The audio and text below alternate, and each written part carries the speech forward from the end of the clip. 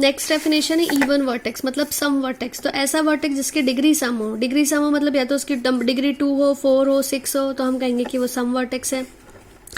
विषम वर्टेक्स मतलब ऐसी वर्टेक्स जिसकी डिग्री विषम हो, तो उसको हम बोलेंगे कि विषम वर्टेक्स है। ठीक, नेक्स्ट कॉन्सेप्ट आ रहा है सब ग्राफ। सब ग्राफ्स को आप कनेक्ट करने की कोशिश करो सबसेट से। सबसेट क्या होता था, तो किसी सेट का जो पार्ट होता था उसको हम कहते थे सबसेट। फॉर एग्जाम्पल, अगर आपके पास 1 2 3 कोई एक सेट है, तो इसका सबसेट क्या बनेगा, सिंगलटन 1, सिंगलटन 2, सिंगलटन 2 3, मतलब इसी में से निकल कर आता है।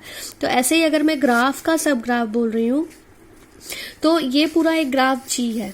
तो इस ग्राफ का सब ग्राफ को अगर मैं डिनोट करती हूँ जी डैश से, तो अगर मैं इसके सब ग्राफ को जी डैश से नोटेट करती हूँ, तो इसमें अगर जी में 2 वर्टेक्स सेट है, वर्टेक्स सेट वी है और एच सेट ई है, तो जी डैश में जो वर्टेक्स सेट होगा उसको मैं डिनोट करती हूँ वी डैश से, और एच सेट को डिनोट करती हूँ ई डैश से। तो इसका वी डैश ई डैश क्या होगा, तो इसका जो वर्टेक्स सेट होगा सब ग्राफ का, वो उसके वर्टेक्स सेट, ग्राफ के वर्टेक्स सेट का सबसेट होगा, और इसका जो एच सेट होगा सब ग्राफ का, वो उसके एच सेट का सबसेट होगा। सबसेट का मतलब ये है इसी में से आप कुछ वर्टेक्स उठा लो, इसी में से कुछ एज उठा लो, और जिस ऑर्डर में एज कनेक्ट हो रही, जब हम सब ग्राफ बनाते हैं तो मोस्ट इंपॉर्टेंट थिंग आपको ये याद रखना है कि अगर E2 एज ए और सी को जोड़ती है, तो उसके सब ग्राफ में भी ए और सी के बीच में ही होगी, है ना। इसका मतलब ये नहीं कि आप शफल करके एजेस बदल दोगे, नहीं, ग्राफ ऐसा का ऐसे ही रहेगा, लेआउट यही रहेगा, लेकिन आप इसमें से कुछ पार्ट उठाओगे। जैसे फॉर एग्जांपल मैंने इसका इतना वाला पार्ट जो है हाइड कर दिया, तो ये आपको 3 वर्टेक्स मिल रही है ए बी सी, और 3 एज मिल रही है E1 E2 E3। तो ये जो ग्राफ जी है ये जी डैश बन गया और ये उसका सब ग्राफ हो गया, क्योंकि ये उसी का, क्योंकि ए बी सी सबसेट है ABCD E F G का, और E1 E2 E3 सबसेट है इस पूरे सेट का, ना E1 से लेकर E9 तक। तो इसी में से आप कुछ पार्ट निकालोगे। ये सिंगल वर्टेक्स जो है आपकी ए, ये भी एक सब ग्राफ है। एक सिंगल एज ले लो इधर से, ये DF E8 एज D और F वर्टेक्स के साथ, ये भी एक सब ग्राफ है। आप इतना पार्ट ले लो, ये भी एक सब ग्राफ है। आप ये बीच वाला पार्ट ले लो, ये भी एक सब ग्राफ है।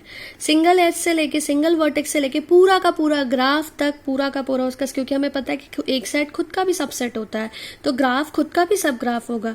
तो इस तरह से जब आप ग्राफ के एक जी डैश वी डैश वी का सबसेट होगा, ई डैश ई का सबसेट होगा, तो इन सब से देखो सिंगलटन एक सिंगल वर्टेक्स भी उसका सब ग्राफ होगी, F वर्टेक्स, उसका कोई पार्ट ले लोगे आप, ये मैंने पार्ट लेके एग्जाम्पल बताए। बट आपको इतना ध्यान रखना है कि आप कभी भी इसका ऑर्डर नहीं चेंज करोगे कि अगर E1 A और B के बीच में, ग्राफ के बीच में लाई कर रही है, तो उसके सब ग्राफ में भी उसी तरह से लाई करेगी।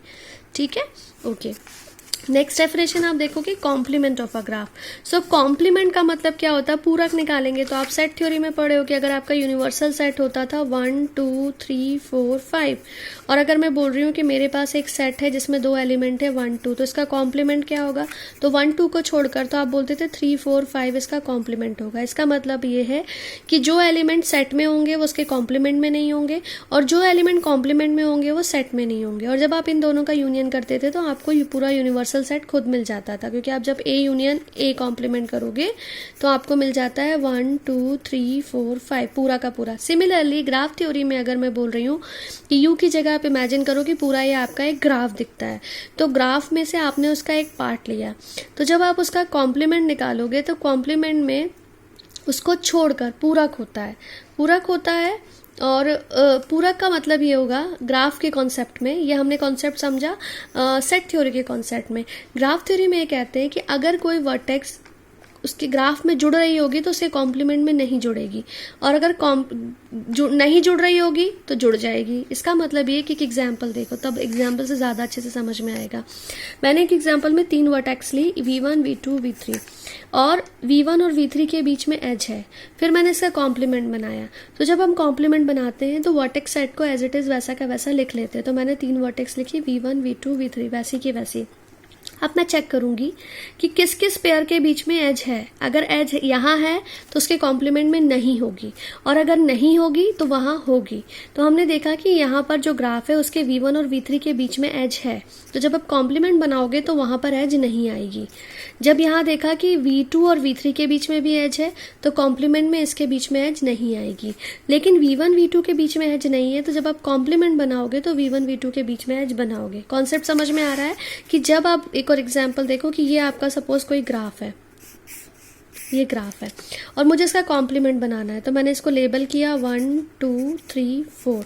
कॉम्प्लीमेंट ये जी है। अब आप इसका कॉम्प्लीमेंट बनाओगे तो वही 4 वर्टेक्स लोगे। 1 2 के बीच में एज है, इसकी भी लेबलिंग करोगे 1 2 3 4। 1 2 में है तो यहाँ नहीं आएगा, 1 3 में नहीं है तो यहाँ आएगा, 1 4 में है तो यहाँ नहीं आएगा। अब देखोगे 2 1 नहीं आएगा, 2 3 है तो नहीं आएगा, 2 4 नहीं है तो आ जाएगा। ठीक है, तो ये ग्राफ है, ये उसका कॉम्प्लीमेंट है। तो कॉम्प्लीमेंट का मतलब ये है कि जब कोई ग्राफ में एज अगर होगी तो यहाँ नहीं आएगी, यहाँ नहीं होगी तो आएगी, तो ये ग्राफ और ये उसका कॉम्प्लीमेंट हुआ।